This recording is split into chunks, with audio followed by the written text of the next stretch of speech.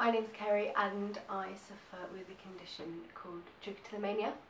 It's the compulsive urge to pull out your hair, so head hair, arm hair, leg hair, eyelashes, eyebrows, pubic hair, basically any hair on your body, you can have the urge to pull it out.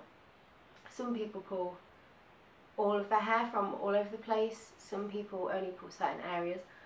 I only pull from the hair on my head, as you can see. It's quite a stressful condition because once you think you've got so far, you can also take a lot of steps back. So what would take months of hair growth, you can actually destroy within just an hour of hair pulling, as I did the other day.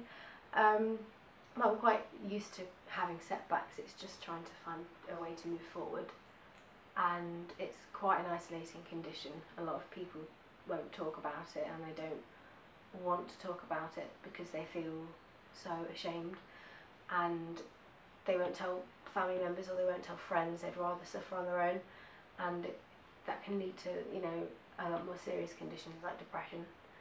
So I wanted to raise some awareness about the condition, so I started to blog in the hope that it could help someone that doesn't want to talk, so they can just read it and know that they aren't actually as alone as they think they are.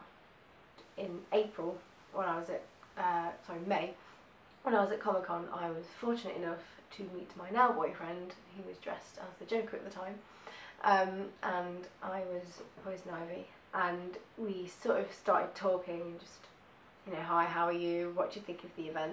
And I'd never been before, and at the time I had a red wig on, but it was obvious that it was a wig, you know, it was one of those like cheap, really bright wigs, and he didn't know at the time that I wore wigs.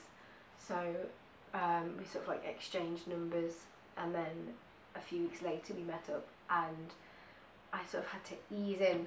You know, I don't actually have any hair. I have no hair, and at this point I'd like just shaved my head, so I was kind of wearing wigs just to keep my head warm when I went out, just to keep my ears warm. And I sort of told him, and he just wasn't bothered really. He sort of said, oh, that's nice, so what are you having for mains?